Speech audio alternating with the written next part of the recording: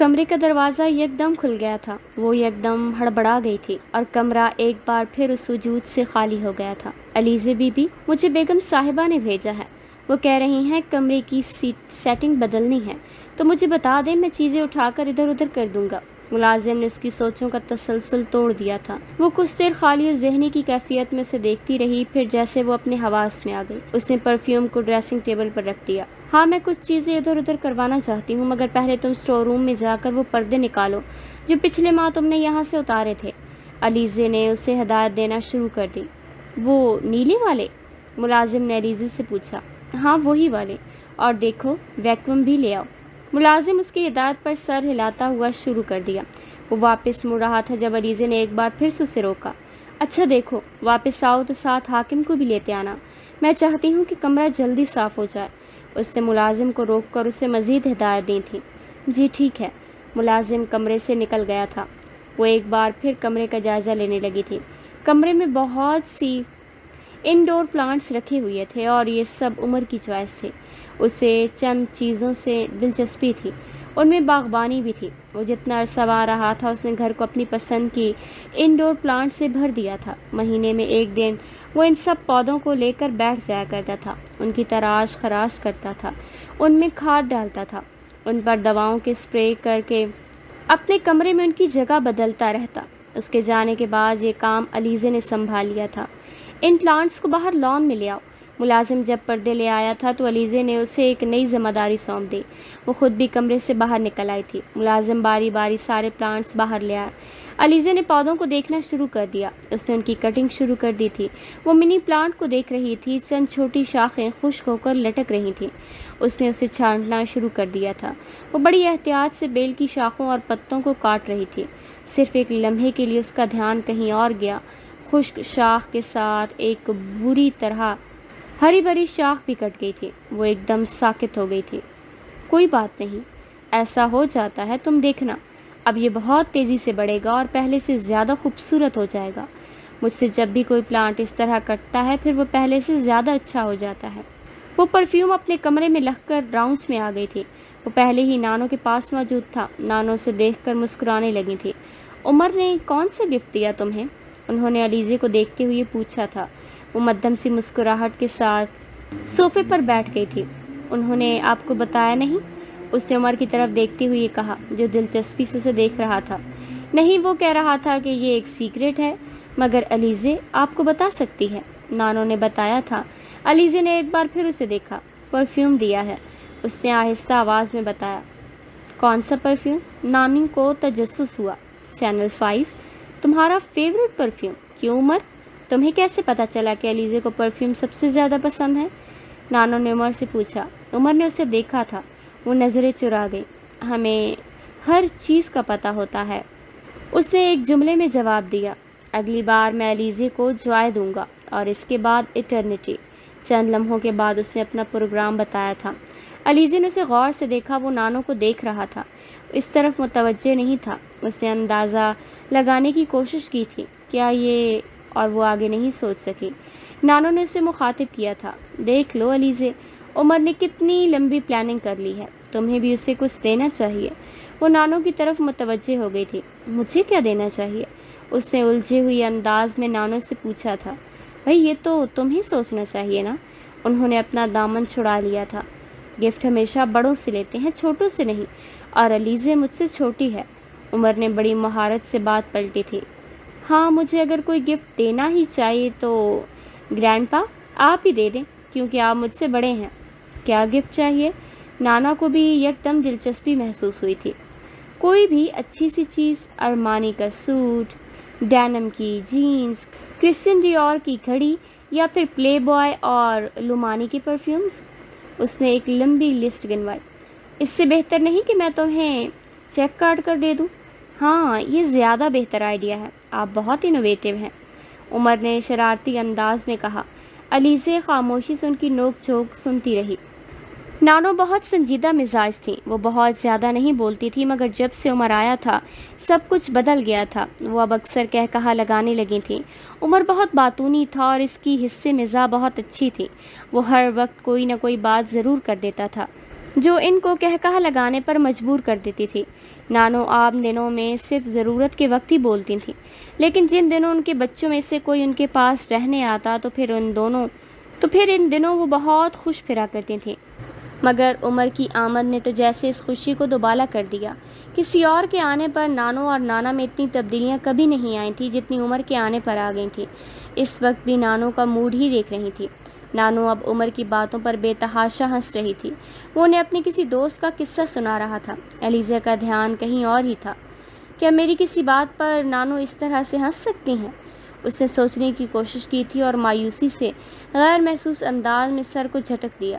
نہیں، میری کسی بات پر تو یہ کبھی اس طرح نہیں ہنس سکتی، بلکہ یہ تو مجھے بھی یہی کہتی ہیں کہ میں بھی بلند آواز میں نہ ہنسوں۔ اس نے سوچا تھا، کیا میں کبھی عمر کی طرح؟ ایک بار پھر اس نے سوچنے کی کوشش کی تھی۔ ایک بار پھر اس کے خیالات کا تسلسل ٹوٹا تھا۔ الیزے، تمہارے کتنے فرینڈز ہیں؟ عمر نے اس سے پوچھا تھا۔ کتنے؟ وہ اس کے سوال پر کچھ حیران ہوئی تھی۔ چند لمحے تک اس نے کچھ جواب نہیں دیا۔ جلدی گنتی کرو اور مجھے بتاؤ۔ عمر نے اس کی خاموشی سے خود ہی نتیجہ خاص کر لیا۔ کیا گنتی کروں؟ وہ کچھ اور حیران ہوئی۔ بھائی فرینڈز اور کیا؟ عمر نے کہا، میری صرف ایک فرینڈ ہے۔ I can't believe it. لڑکیوں کی کم از کم ایک دوست تو نہیں ہو سکتی؟ عمر کو اس کی بات پر یقین نہیں آیا اور الیزے اس کے چہرے کے تاثرات سے جھنجھلا گئی۔ یار، لڑکیاں لڑکوں سے زیادہ سوشل ہوتی ہیں اور ظاہر ہے پھر فرینڈز تو بننا ہی ہوتا ہے۔ عمر کو فوراً ہی اس کی خفگی کا اندازہ ہو گیا۔ اس نے سنبھل کر ایک لاجک پیش کی۔ میں بہت زیادہ سوشل نہیں ہوں، اس نے جیسے جتایا تھا، بٹ یو شوڈ بی۔ کیوں گرینی، میں ٹھیک کہہ رہا ہوں نا؟ عمر نے بات کرتے کرتے دادو کی طرف دیکھا۔ وہ یکدم چپ سی ہو گئی۔ نہیں عمر، لڑکیوں کے لیے زیادہ سوشل ہونا بھی ٹھیک نہیں ہے۔ آج کل پتہ ہی نہیں ہوتا دوسرے لوگ کس طرح کے ہوں گے۔ نانو نے کچھ محتاط ہو کر توضیح پیش کی۔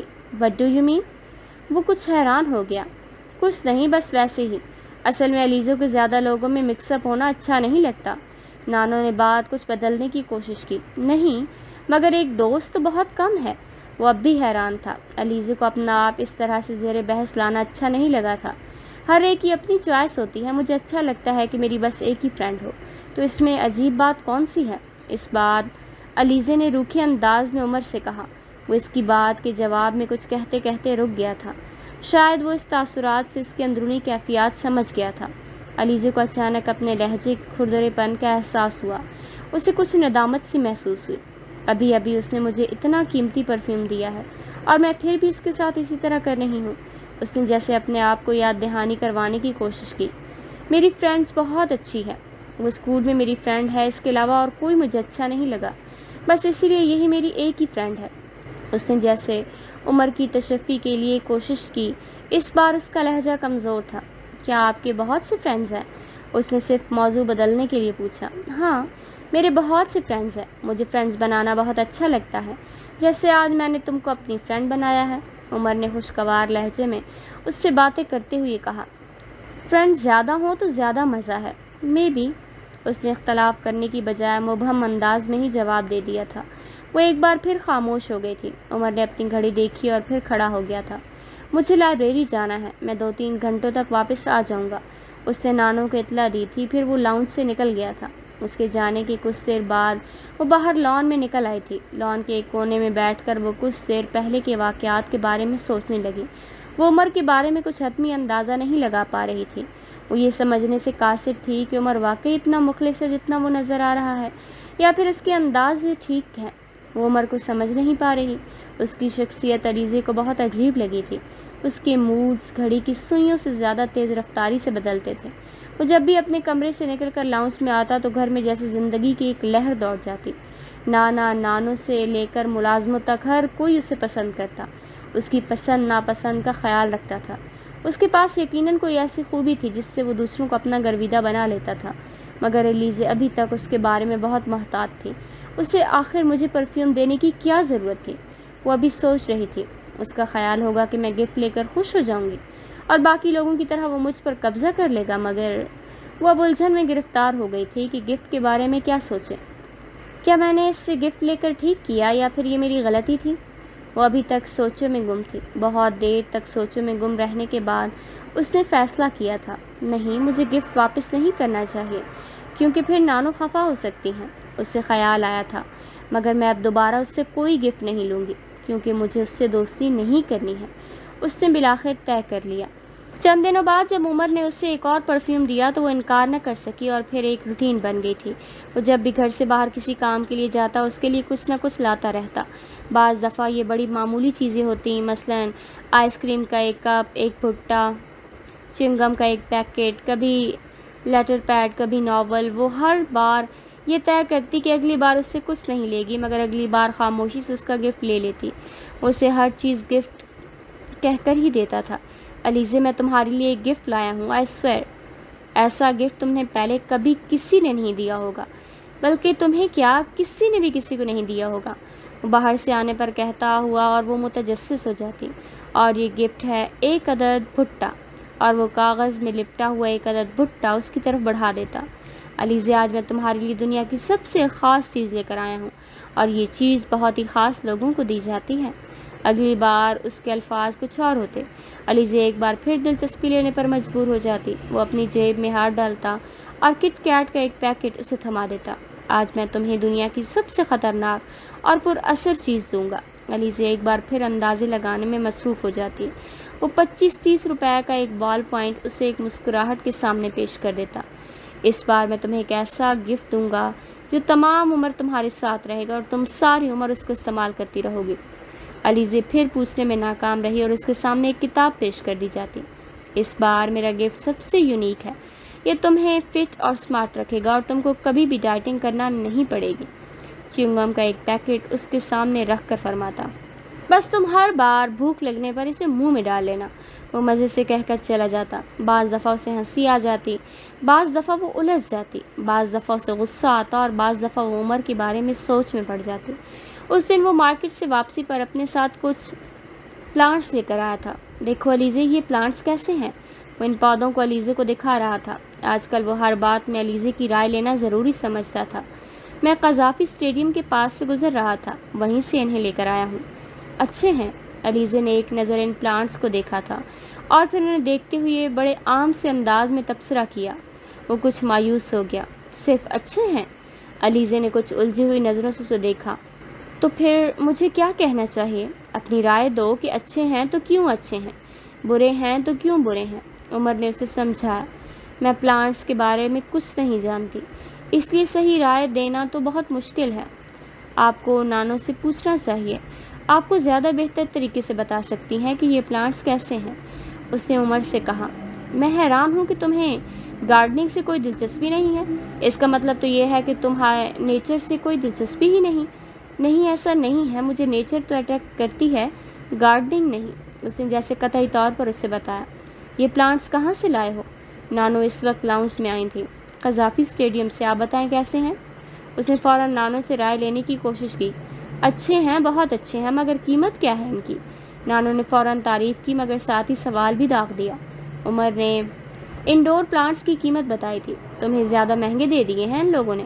ان کو پتہ چل گیا ہوگا کہ تم بہت دیر کے بعد یہاں آئے ہو، اسی لیے انہوں نے تم سے دگنی قیمت وصول کی۔ نانو نے قدرے افسوس سے کہا، یہ کون سی نئی بات ہے گرینی؟ ایسا پہلی بار تو نہیں ہوا، یہ یہاں کا کلچر ہے۔ وہ کہتے ہیں نا، میک ہے وائل دا سن شائن۔ اس نے بہت عجیب سے لہجے میں کہا تھا۔ علیزے نے کچھ چونک کر اسے دیکھا۔ وہ اب بھی بول رہا تھا، یہاں سب کچھ بہت خراب ہے۔ جو 100 روپے کی کرپشن کر سکتا ہے وہ 100 روپے کی کرپشن کرتا ہے، اور جو 2 روپے کی کرپشن کر سکتا ہے وہ 2 روپے کی کرپشن کرتا ہے۔ لیکن ان سب چیزوں سے آپ بہت کچھ سیکھتے ہیں۔ 1 روپے کی چیز 10 میں خرید کر کم از کم یہ تو پتہ چل جاتا ہے کہ دوسرا اپنے فائدے کے لیے کس حد تک جا سکتا ہے۔ وہ پہلی بار اس طرح باتیں کر رہا تھا، ورنہ پہلے علیزے نے ہمیشہ اسے صرف ٹوٹی سڑکوں اور ٹریفک جام کے بارے میں بولتے سنا۔ تم جوائن کرو گے نا سول سروس؟ تو پھر تم چینج لانا ان چیزوں میں جن پر تمہیں اعتراض ہے۔ نانو نے اس سے کہا۔ وہ یک دم کھلکھلا کر ہنسنے لگا۔ آپ بھی بہت عجیب باتیں کرتی ہیں گرینی۔ آپ کا کیا خیال ہے کہ میں سول سروس یہ سب ٹھیک کرنے کے لیے جوائن کر رہا ہوں؟ مجھے سوشل ورک کا کوئی شوق نہیں، اور ویسے بھی ایک آدمی کوئی تبدیلی نہیں لا سکتا۔ میں بدلنا چاہوں بھی تو نہیں بدل سکتا۔ یہاں ہر چیز اتنی راٹن اور رسٹڈ ہے کہ جب تک اگر آپ ایک چیز ٹھیک کریں گے تو پہلے والی اس حالت میں آ جاتی ہے۔ ایسے گرینی، آپ نے کبھی اپنے بیٹوں کو کیوں نہیں کہا؟ آپ کے تو سارے بیٹے سول سروس میں ہیں۔ میری جنریشن کے لیے ریفارم کرنا خاصا مشکل کام ہے، مگر مجھ سے پہلے کی جنریشن یہ کام آسانی سے کر سکتی تھی۔ تب لوگ اتنے بگڑے ہوئے نہیں تھے، انہیں کنٹرول کرنا بہت آسان تھا۔ وہ اب سنجیدہ ہو گیا تھا۔ جب تمہارے پاپا اور انکل نے سول سروس جوائن کی تھی تو میں نے انہیں بھی بہت سی نصیحتیں کی، صرف میں نے ہی نہیں بلکہ تمہارے دادا نے بھی۔ میں آج تک حیران ہوں کہ وہ چاروں ان ساری نصیحتوں کو کیسے بھول گئے۔ مجھے نہیں پتا ان چاروں کو زندگی میں کیا چاہیے تھا۔ میں نے اور معاذ نے انہیں دنیا کی ہر چیز دی۔ ہمارے پاس وہ سب کچھ تھا جو ایک خوشحال زندگی گزارنے کے لیے کافی تھا۔ میرا خیال تھا کہ ان چاروں کو ان چیزوں کے پیچھے بھاگنے کی ضرورت نہیں ہے، مگر میرا خیال غلط تھا۔ ان چاروں کو اپنی زندگی میں ہر چیز کی ایک تعداد میں نہیں بلکہ درجنوں کی تعداد میں چاہیے تھی۔ جب ذہن میں یہ سب کچھ ہو جاتا ہے تو نصیحتیں الٹا اثر کرتی ہیں۔ جب ذہن میں یہ سب ہو تو نصیحتیں الٹا اثر کرتی ہیں۔ ان کے ساتھ بھی یہی ہوا۔ میں جتنا انہیں سمجھانے کی کوشش کی، وہ عمر نے ان کی بات سنتے ہوئے کاٹ دی۔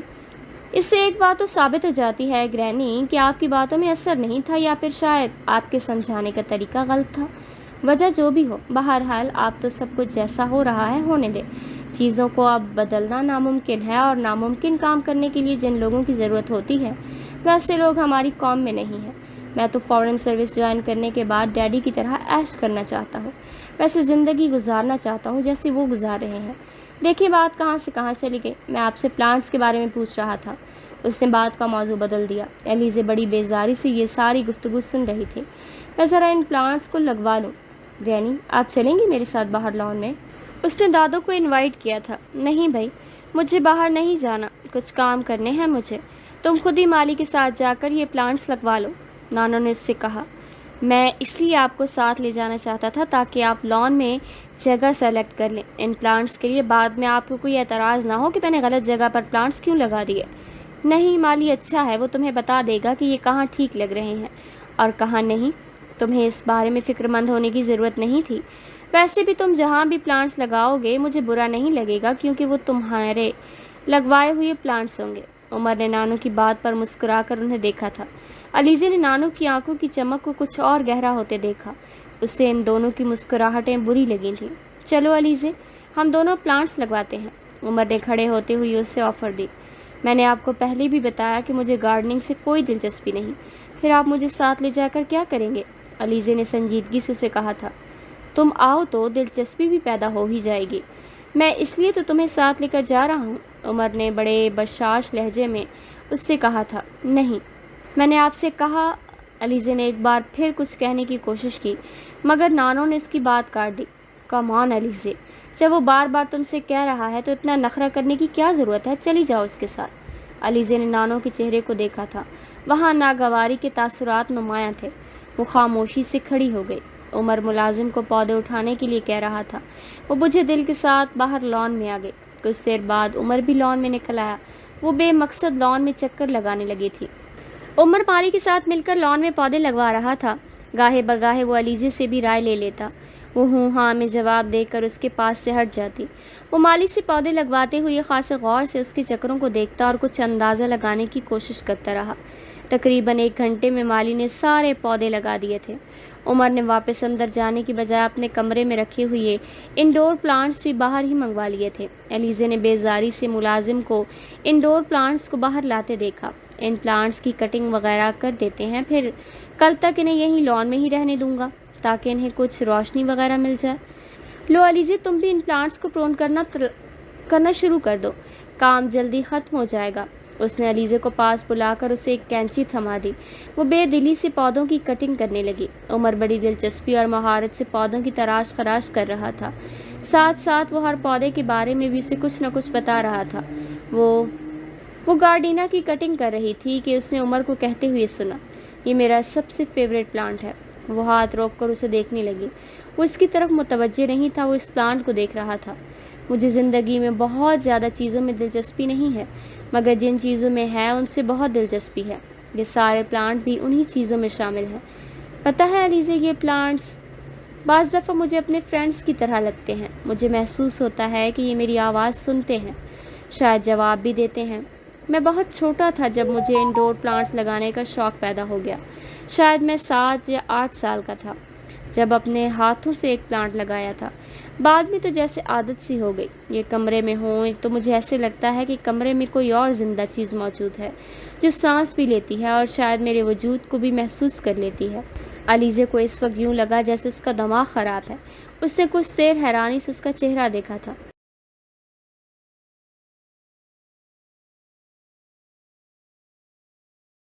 تم سوچ رہی ہوگی میرا دماغ خراب ہو گیا ہے؟ عمر نے اس کا ذہن پڑھ لیا تھا۔ وہ گڑبڑا گئی۔ تم اگر ایسا سوچ رہی ہو تو غلط نہیں سوچ رہی۔ ہو سکتا ہے میرا دماغ واقعی خراب ہو گیا ہو، مگر میں جس کلچر، جس سوسائٹی سے آیا ہوں وہاں سب کے دماغ ایسے ہی ہوتے ہیں۔ جب انسانوں سے آپ کی محبت ختم ہو جائے تو پھر چیزوں سے محبت شروع ہو جاتی ہے۔ اس لیے باہر لوگوں کو جانوروں سے محبت ہوتی ہے، پلانٹ سے محبت ہوتی ہے، پینٹنگ سے محبت ہوتی ہے، میوزیم، آرٹ گیلریز اور تھیٹر سے محبت ہوتی ہے۔ میں بھی اسی ماحول میں پیدا ہوا ہوں، وہیں پڑا ہوں۔ مجھے بھی انسانوں کی بجائے چیزوں سے زیادہ محبت ہے۔ ٹھنڈے ملک میں رہتے رہتے بعض دفعہ مجھے لگتا ہے کہ میں بھی کولڈ بلڈڈ جانور بن گیا ہوں۔ وہ بات کرتے کرتے اچانک کہا لگا کر ہنسنے لگا تھا۔ ہے نا مزے کی تھیوری؟ Cold blooded animal? اس نے علیزے سے پوچھا تھا، مگر علیزے کو یوں محسوس ہوا کہ جیسے اسے اس کی رائے کی کوئی ضرورت ہی نہیں تھی۔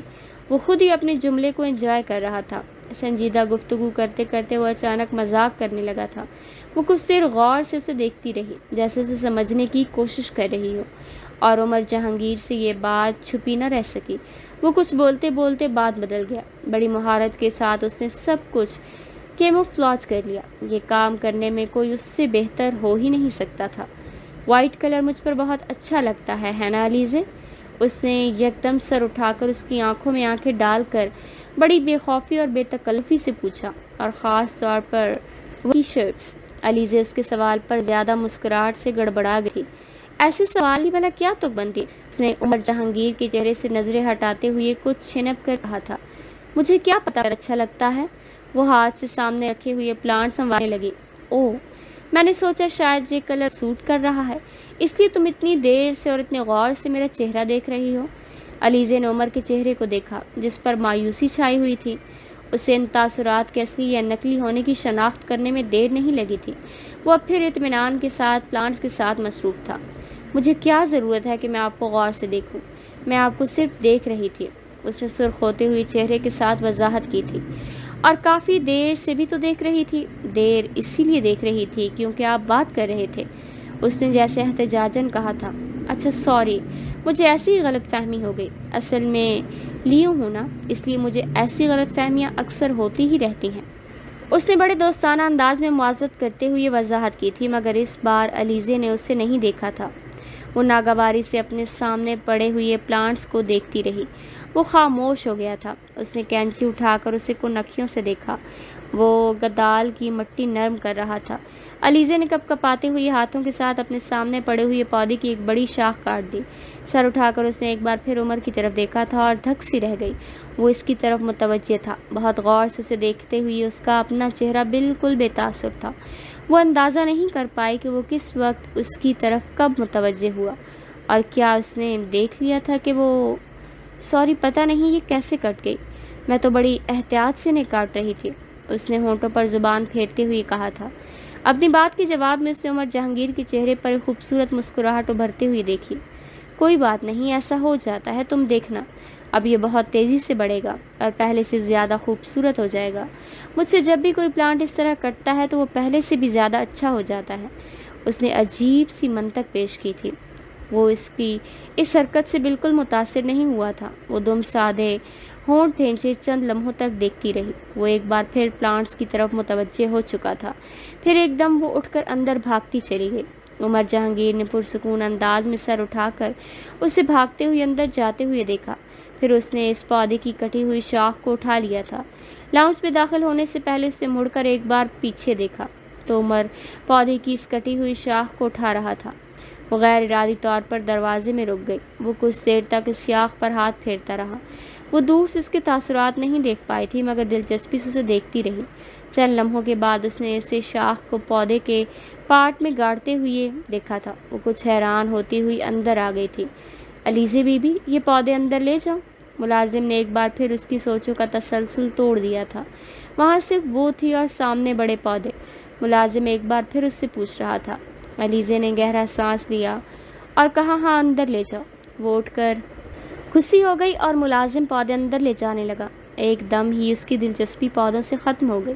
माली बाबा, ये कुछ प्लांट्स पड़े हैं, इन्हें देख लें। दूर खड़े माली बाबा को उसने आवाज़ देकर बुलाया और ख़ुद अंदर आ गई। नानो, वो परसों कितने बजे की फ़्लाइट से आएंगे? अंदर आती ही वो किचन में खड़ी नानो जान से पूछ रही थी, जो खानसामा को हिदायत देने में मसरूफ़ थी। वो परसों रात 2 बजे की फ़्लाइट से आएगा, नानो ने उसे बताया था। वो सुनकर थोड़ा उदास हो गई। 2 बजे की फ़्लाइट से? फिर तो हम उसे रिसीव करने नहीं जा सकेंगे, ड्राइवर को ही भेजना होगा, उसने नानो से कहा। वो तो कह रहा था मैं ड्राइवर को भी नहीं भेजूं, लेकिन मैंने ज़बरदस्ती से कहा कि ड्राइवर के साथ आए। नानो, अगर हम दोनों उसे रिसीव करने चले जाएं? उसने इल्तिजा अंदाज में नानो को कहा। सवाल ही नहीं पैदा होता, रात के 2 बजे हम उसे रिसीव करने जाएं। आजकल के हालात देखे हैं। अच्छा ना, तो फिर आप मुझे ड्राइवर के साथ भेज दें। तुम्हारा दिमाग तो ठीक है अलीज़े, रात के 2 बजे मैं जवान लड़की को ड्राइवर के साथ अकेला भेज दूँ? नानो, कुछ नहीं होता, प्लीज़। सवाल ही पैदा नहीं होता। और आखिर तुम्हें इतनी बेचैनी क्यों है? हाँ, आना तो उसने यही है ना, उसे रिसीव करने जाने की इतनी ज़िद क्यों? नानो ने उसे डांट दिया। नानो, देख लेना, उससे बुरा नहीं लगेगा, वो इतने सालों बाद आ रहा है और हम में से कोई उसे रिसीव करने भी नहीं जा रहा। बिल्कुल नहीं, वो जानता है हम दोनों यहाँ अकेले हैं, अहमक नहीं है। और तुम्हें मैंने बताया है ना कि वो तो ड्राइवर को भेजने से भी मना कर रहा था। ये तो मैंने ही ज़िद की। नानो प्लीज़, नानो बच्चों की तरह।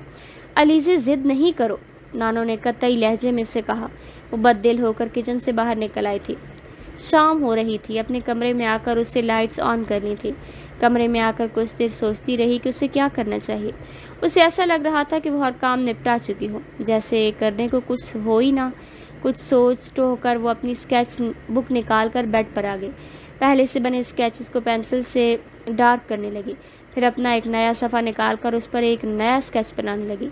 स्केच करते करते उसे पता भी नहीं चला कि वो चेहरा उसे शनासा लगने लगा। उसने कुछ देर रुक कर उसके चेहरे को देखा। उसे पहचानने में देर न लगी। इस चेहरे को वो पहचान चुकी थी। उसका हाथ फिर से रवानी से चल पड़ा था। These are simply fantastic. उस दिन वो लाउंज में बैठी अपनी स्केच बुक में क्रिस्टी का स्केच बना रही थी। बहुत देर तक उस काम में मसरूफ़ रहने के बाद वो उकता गई थी। स्केच बुक को सोफे पर रखने के बाद वो कुछ देर तक क्रिस्टी को सहलाती रही। फिर उसे हाथ में लेकर खाने की कोई चीज़ अपनी किचन में ले गई। वहाँ उसे 10-15 मिनट लग गया। जब वो दोबारा लाउंज में दाखिल हुई तो ना सिर्फ उमर वहाँ मौजूद था, बल्कि वो सोफे पर दराज टेबल पर अपनी टांगें रखे, एक हाथ में चाय का मग लिए, दूसरे हाथ से उसकी स्केच बुक देखने में मसरूफ़ था। कदमों की आहट पर उसने सर उठाया था। अलीज़े को देखकर मुस्कुराया था और उसकी स्केचेस पर तबसरा किया। अलीज़े को उसका इस तरह बग़ैर इजाज़त अपनी स्केच बुक देखना अच्छा न लगा था, मगर वो खामोश रही थी। प्लांट्स वाले वाक़े के बाद वो आज पहली बार उससे बात कर रहा था। वो चुपचाप दूसरे सोफे पर बैठकर टीवी देखने लगी। अलीज़े, पेंटिंग्स में दिलचस्पी है? उसने गुफ्तगू का सिलसिला शुरू किया। अलीज़े ने एक नज़र उसके चेहरे पर दौड़ाई। अगर स्केचेस बना लेती हूँ तो जाहिर है पेंटिंग से भी दिलचस्पी होगी। वो दोबारा टीवी की तरफ मुतवज्जे हो गई और वो गौर से उसके चेहरे के तासुरात देखने लगा। कौन सी क्लास में पढ़ती हो? A levels. जवाब इंतहाई मुख्तसर था। कहाँ तक पढ़ने का इरादा है? पता नहीं। क्यों?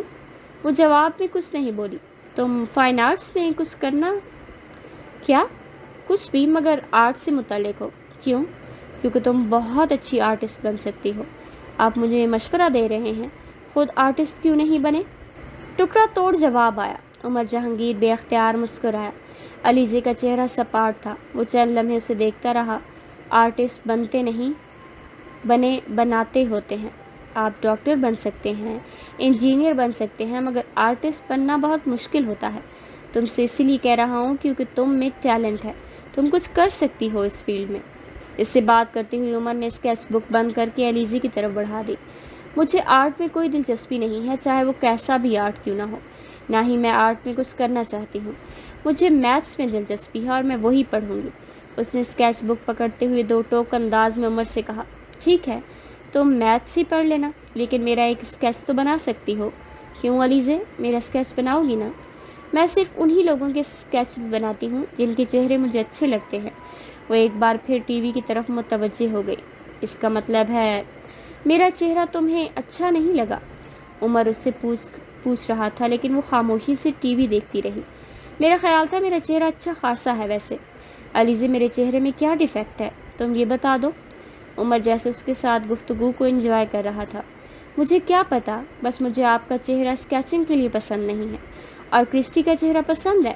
علیزے نے کچھ ناراضگی سے اس کی طرف دیکھا تھا۔ وہ چائے کا مگ ٹیبل پر رکھ کر اٹھا رہا تھا۔ مجھے کوئی بھی چہرہ کرسٹی سے زیادہ اچھا نہیں لگتا۔ آپ اس طرح کرسٹی کی بات مت کریں، اس نے کچھ بگڑ کر اس سے کہا تھا۔ سوری۔ علیزے نے اس کی معذرت پر کوئی دھیان دیے بغیر دوبارہ اپنی توجہ ٹی وی کی طرف مبذول کر لی۔ وہ کچھ دیر وہیں لاؤنج میں کھڑا رہا اور پھر وہاں سے باہر نکل گیا۔ علیزے نے اسکیچ مکمل کر لیا تھا۔ عمر جہانگیر کے اسکیچ کو اسکیچ بک سے نکالنے کے بعد وہ ایک بار پھر اٹھ کر اس کے کمرے میں آ گئی تھی۔ لائٹ آن کرنے کے بعد وہ اسٹڈی ٹیبل کی طرف گئی اور وہاں اسکیچ رکھنے کے بعد اس نے پیپر ویٹ اس کے اوپر رکھ دیا۔ وہ جانتی تھی عمر جہانگیر کے لیے یہ ایک خوشگوار سرپرائز ہوگا۔ یہ پہلا اسکیچ نہیں تھا جو اس نے عمر جہانگیر کے لیے تیار کیا تھا۔ پچھلے کئی سالوں میں ایسے کئی اسکیچز اس نے تیار کیے۔ اس کا چہرہ ان چند چہروں میں سے تھا جو کسی بھی لمحے اس کے ذہن سے غائب نہیں ہوتے تھے۔ بعض دفعہ جب وہ عمر کا کوئی بہت اچھا اسکیچ بنا لیتی تو اسے پوسٹ کر دیتی۔ جواب میں بعض دفعہ وہ شکریہ کے طور پر کارڈ بھیج دیتا یا پھر فون کر لیتا۔ علیزے کے لیے اتنا ہی کافی تھا۔ اگر وہ یہ دونوں کام نہ بھی کرتا تو بھی شاید اسے فرق نہیں پڑتا۔ وہ کچھ دیر وہیں کھڑی اسکیچ کو دیکھتی رہی، پھر اس نے جھک کر اسکیچ کے نیچے ایک کونے میں کچھ لکھ دیا۔ سیدھی ہو کر وہ مسکرائی اور اس نے پین کو دوبارہ ہولڈر میں رکھ دیا۔ عمر اچانک بہت ریزرو ہو گیا تھا۔ باقی سب کی طرح یہ تبدیلی علیزے نے بھی نوٹ کی۔ وہ زیادہ تر اپنے کمرے میں ہی رہتا اور جب کھانے کے لیے باہر آتا تب بھی خاموش ہی رہتا۔ نانو اور نانا کے ساتھ پہلے کی طرح ہنسی مذاق نہیں کرتا تھا۔ نہیں، ایسی کوئی بھی بات نہیں، میں تو پہلے کی طرح ہی ہوں، بس ذرا پیپرز کی وجہ سے زیادہ مصروف ہو گیا ہوں۔ اس دن رات کے کھانے پر نانو اس سے کہہ رہی تھی اور جواب میں اس نے اپنی مخصوص مسکراہٹ کے ساتھ وضاحت کر دی۔ خاموشی سوٹ نہیں کرتی عمر۔ ڈش لیتے ہوئے گفتگو میں حصہ لیا۔ اچھا تو پھر کیا سوٹ کرتا ہے؟ عمر نے دلچسپی لیتے ہوئے کہا۔ تم ویسے کہے لگاتے ہوئے، شور مچاتے ہوئے۔ نانو نے کہا تھا، رہنے دے گرینی، میں اب 24 سال کا ہوں۔ آپ میری جو باتیں بتا رہی ہیں اس سے تو میں 6 سال کا بچہ لگتا ہوں۔ عمر نے ایک شرمندہ مسکراہٹ کے ساتھ کہا۔ وہ اب سلاد کھا رہا تھا۔ ہم لوگوں کے لیے تم کبھی بھی 24 سال کے نہیں ہوگے، ہمیشہ 6 سال کے ہی رہو گے، اور ہم لوگ چاہیں گے کہ تم بھی خود کو 6 سال کا ہی سمجھو۔ علیزے نے بڑی سنجیدگی سے نظر اٹھا کر کو دیکھا۔ وہ اپنے ساتھ ہی بیٹھے ہوئے عمر کا گال چومتے ہوئے اس سے کہہ رہی تھی۔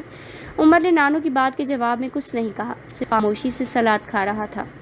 نانو اور نانا کے بھی ڈبل سٹینڈرڈ ہیں۔ مجھے وہ کسی اور طرح سے ٹریٹ کرتے ہیں، عمر کو کسی اور طرح سے۔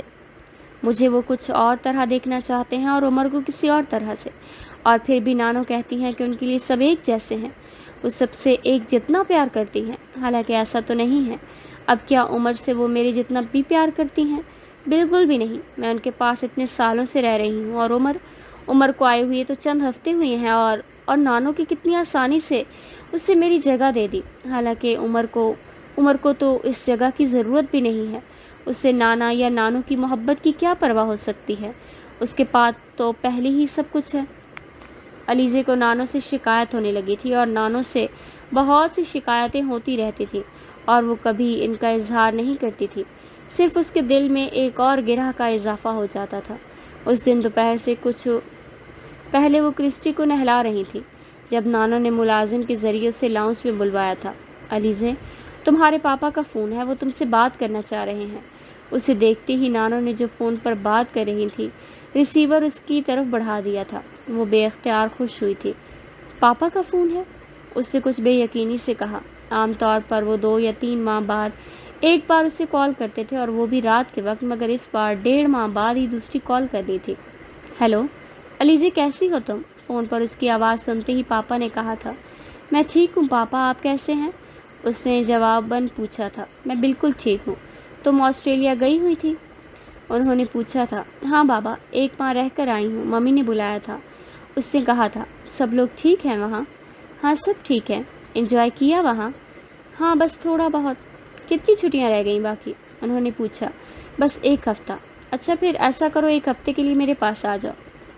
آپ کے پاس؟ مسقط؟ وہ حیران ہوئی تھی۔ نہیں مسقط نہیں، میں کراچی آیا ہوا ہوں۔ پاکستان آئے ہوئے ہیں؟ کب آئے ہیں؟ وہ بے اختیار خوش ہوئی تھی۔ کافی دن ہو گئے ہیں، میرا دل چاہ رہا ہے تمہیں دیکھنے کو۔ میرا دل بھی آپ کو دیکھنے کو چاہ رہا ہے، تو بس ٹھیک ہے، تم کل کراچی آ جاؤ، انہوں نے حتمی انداز میں کہا۔ آپ نے نانو سے بات کر لی؟ اس نے حامی بھرنے سے پہلے ان سے پوچھا۔ ہاں، میں نے انہیں بتا دیا ہے، ایئرپورٹ سے فون کر دینا، میں ڈرائیور بھیج دوں گا۔ گھر کا نمبر ہے نا پاس؟ یس پاپا، اور موبائل کا؟ وہ بھی ہے۔ بس ٹھیک ہے، اب تم سے کراچی میں ملاقات ہوگی، خدا حافظ، انہوں نے بات ختم کرتے ہوئے کہا۔ پاپا، اس نے بڑی تیزی سے کہا تھا۔ وہ فون بند کرتے کرتے رک گئے۔ کیا بات ہے علیزے؟ پاپا، میں آپ کو بہت مس کرتی ہوں، اس نے کچھ دیر کی خاموشی کے بعد کہا۔ میں بھی تمہیں بہت مس کرتا ہوں علیزے۔ دوسری طرف سے فون بند کر دیا گیا۔ پھر تم جا رہی ہو؟ فون کان ریسیو کرتے ہوئے کانوں سے ہٹاتے ہی نانو نے اس سے سوال کیا۔ ہاں نانو، میں تمہاری سیٹ بک کروا دیتی ہوں۔ کتنے دن رہو گی وہاں؟ نانو نے اس سے پوچھا۔ کم از کم 1 ہفتہ، اور زیادہ سے زیادہ کا کوئی پتہ نہیں، اس نے مسکراتے ہوئے کہا۔ لیکن 1 ہفتہ کے بعد تمہارا کالج بھی تو کھل رہا ہے، نانو نے جیسے اسے یاد دلایا۔ ہاں مجھے پتہ ہے، لیکن نانو کچھ نہیں ہوتا اگر میں کالج سے کچھ چھٹیاں بھی لے لوں۔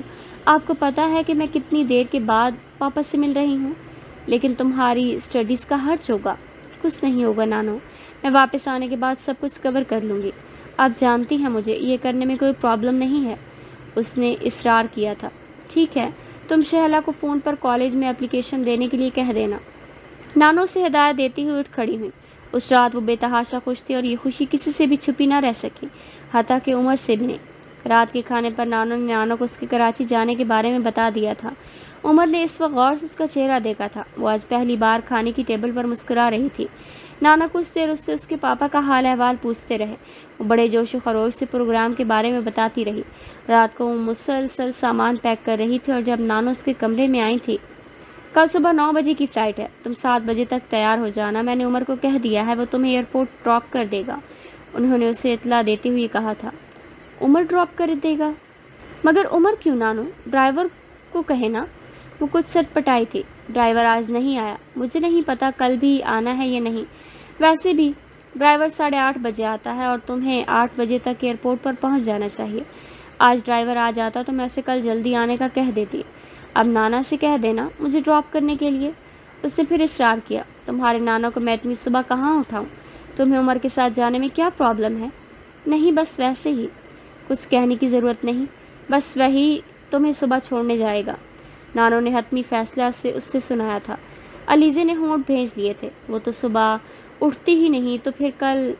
نانو نے اس کی بات کاٹ دی۔ یہ تمہارا نہیں، میرا پرابلم ہے، کل وہ اٹھ جائے گا، اور نہیں بھی اٹھا تو میں اسے اٹھا دوں گی، نانو کہتے ہوئے کمرے سے نکل گئی۔ اگلی صبح وہ بہت ایکسائٹڈ تھی۔ اپنا بیگ لے کر جب وہ لاؤنج میں آئی تو وہاں پر عمر نہیں تھا۔ تم بیٹھ کر ناشتہ کر لو، نانو نے اسے دیکھتے ہی کہا۔ نہیں نانو، مجھے کچھ بھی نہیں کھانا، آپ ملازم سے کہیں میرا بیگ گاڑی میں رکھوا دیں، اس نے بیگ فرش پر رکھتے ہوئے کہا تھا۔ کچھ کھائے پیے بغیر گھر سے نکلنا ٹھیک نہیں ہے، ناشتہ کر لو۔ نانو مجھے بھوک نہیں ہے۔ بھوک ہے یا نہیں، تمہیں کچھ نہ کچھ ضرور کھانا ہے۔ میں پلین میں کھا لوں گی، پلین میں پتہ نہیں کیا ملے اور کیا نہیں، بس تم یہی کھاؤ، نانو کی ضد برقرار تھی۔ پلیز نانو، میرا دل نہیں چاہ رہا، بلیو می، میرا دل واقعی نہیں چاہ رہا، وہ منمنائی تھی۔ چلو یہ جوس ہی پی لو، علیزے نے کچھ سوچ کر جوس کا گلاس اٹھا لیا۔ نانو نے ملازم کو آواز دے کر بیگ گاڑی میں رکھنے کے لیے کہا تھا۔ آپ دیکھ لیں کہ عمر ابھی تک نہیں آیا، میں نے آپ سے کہا تھا نا، اس نے جوس کا گلاس خالی کرتے ہی کہا۔ وہ ابھی تک سو رہا ہوگا، آپ نے خواہ مخواہ ہی اسے مجھے چھوڑنے کے لیے کہا۔ علیزے نے گھڑی دیکھی۔ میں پتہ کرواتی ہوں، سو بھی رہا ہوگا تو ملازم اٹھا دے گا، یہ کون سا اتنا بڑا پرابلم ہے، نانو نے اطمینان سے کہا۔ ملازم کو آواز دے کر انہوں نے اسے عمر کے کمرے میں بھیجا۔ ملازم چند منٹوں میں ہی واپس آ گیا۔ عمر اس کے پیچھے تھا، اس کے حلیے سے لگ رہا تھا کہ وہ ابھی سو کر اٹھا ہے۔ وہ نائٹ سوٹ اور سلیپر میں ہی ملبوس تھا۔ نانو نے مسکراہٹ کے ساتھ اس کا استقبال کیا۔ تمہیں یاد نہیں رہا کہ تمہیں آج علیزے کو ایئرپورٹ چھوڑنے جانا ہے، نانو نے اسے پوچھا۔ مجھے جگانے کے لیے ملازم کو بھیجنا پڑا؟ نہیں، ملازم کے جانے سے پہلے ہی اٹھا ہوا تھا، مجھے یاد تھا، میں الارم لگا کر سویا تھا۔ علیزے نے 7 بجے تیار ہو کر نیچے آنا تھا، میں نے سوچا 15 منٹ میں وہ بریک فاسٹ کرے گی، میں 7:10 کا الارم لگا کر سویا اور 5 منٹ میں یہاں ہوں، اس نے انگلیوں سے بالوں میں کنگھی کرتے ہوئے بتایا۔ اس کی ہر چیز ہمیشہ کی طرح تھی۔ نانو اس کی بات کے اختتام پر کچھ فخری انداز میں علیزے کی طرف دیکھ کر مسکرائی۔ وہ کچھ کہے بغیر نظریں چرا گئی۔ چلیں علیزے؟ عمر نے اس بار علیزے سے پوچھا۔ وہ خاموشی سے کھڑی ہو گئی۔ آؤ میں تمہیں باہر تک چھوڑ آتی ہوں، نانو نے علیزے کا ہاتھ پکڑ کر کہا۔ عمر ان کے آگے چلتا ہوا باہر نکل گیا۔ وہ گاڑی سٹارٹ کر رہا تھا جب نانو نے اسے گلے لگا کر خدا حافظ کہا۔ وہاں جاتے جاتے ہی مجھے رنگ کر لینا، مجھے تسلی ہو جائے گی، انہوں نے علیزے سے کہا، اور کوشش کرنا کہ جلدی آ جاؤ۔ علیزے نے مسکرا کر سر ہلا دیا۔ عمر نے فرنٹ ڈور کھول دیا تھا۔ علیزے نے ایک بار پھر سے نانو کی طرف ہاتھ ہلایا اور گاڑی میں بیٹھ گئی۔ نانو وہیں پورچ میں کھڑی ہاتھ ہلاتی رہی تھی۔